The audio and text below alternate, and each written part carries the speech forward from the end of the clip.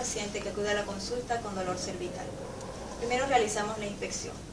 Observamos al paciente si existe una asimetría a nivel de la cabeza, si existen contracturas musculares, si conserva la lordosis cervical normal, si tiene escápulas aladas o si tiene algún tipo de atrofia a nivel muscular del cuello o de hombro. Pedimos luego al paciente que tome asiento para realizar la palpación. Ubicamos la protuberancia occipital externa. A este nivel se inserta el músculo trapecio. 2 centímetros hacia abajo y hacia afuera ubicamos los puntos de Arnold que son dolorosos en el caso de que existiese un traumatismo o una patología degenerativa.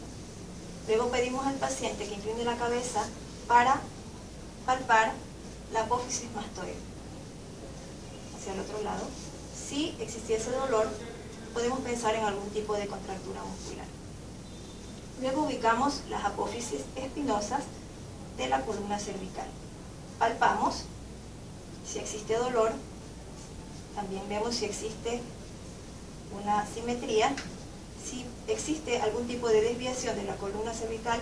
A este nivel podemos pensar en fractura o luxación.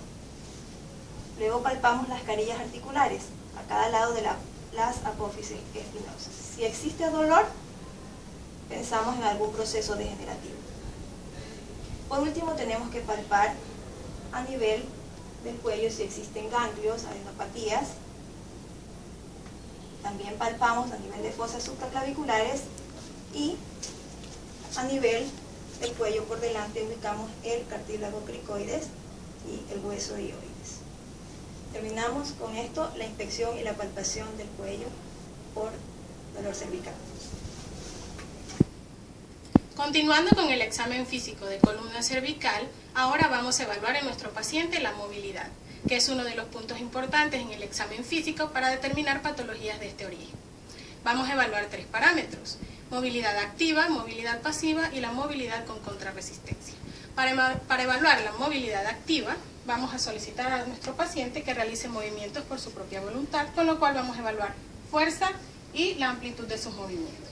Que realice una lateralización de su cuello hacia el lado izquierdo, luego hacia el lado derecho, que regrese a la línea media y haga una flexión del cuello tratando de llevar el mentón hasta el esternón. Luego realice una extensión del cuello amplia, lo cual debería ser el rango normal entre 35 y 45 grados, con lo cual también nos ayudaría una cinta métrica tratando de medir desde el mentón hasta el esternón, lo cual la medida sería entre 18 y 20 centímetros. En el caso de nuestro paciente, tiene 19 centímetros.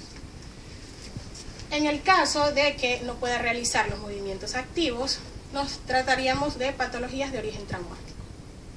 Para evaluar la movilidad pasiva, son los movimientos que va a realizar el examinador sin ayuda del paciente.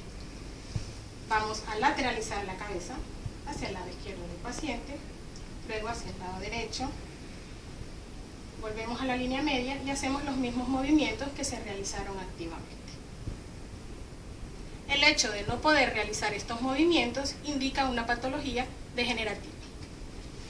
Ahora vamos a evaluar la movilidad con contrarresistencia, que son los movimientos que va a tratar de realizar el paciente en contra del movimiento que realiza el examinador. Se le pide que haga resistencia hacia el lado que se está examinando.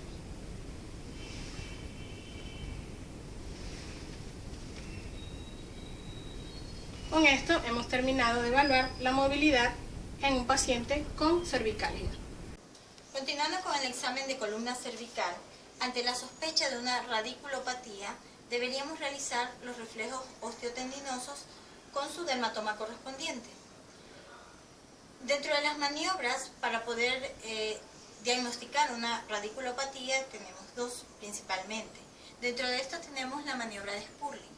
Esta consiste en una compresión cefalocaudal, indicándole primeramente al paciente que el lado que se encuentra afecto, asumiendo que sea el lado izquierdo, debería tener el brazo en extensión y realizando puño de este. Rotamos la cabeza ligeramente hacia el lado afecto y realizamos la compresión cefalocaudal. Si al realizar la compresión cefalocaudal el paciente refiere que su sintomatología, su dolor o su molestia se exacerbó, significa que la prueba es positiva. Pero si el paciente refiere que no tuvo ningún cambio, la maniobra es negativa. Otra de las maniobras que se realizan es la hiperextensión del cuello. En este de aquí debemos proceder colocando la mano en la base del occipital y la otra mano en el mentón. Y realizamos la tracción. Si al realizar la tracción la paciente refiere que sintió una mejoría en su molestia, esta es positiva. Y si la paciente refiere que no hubo ningún cambio, la maniobra es negativa. También tenemos una variante que podemos rotar la cabeza de la paciente hacia el lado que se encuentra afecto y realizar la misma maniobra y el resultado será el mismo. Con esto terminamos lo que es el examen de la columna cervical.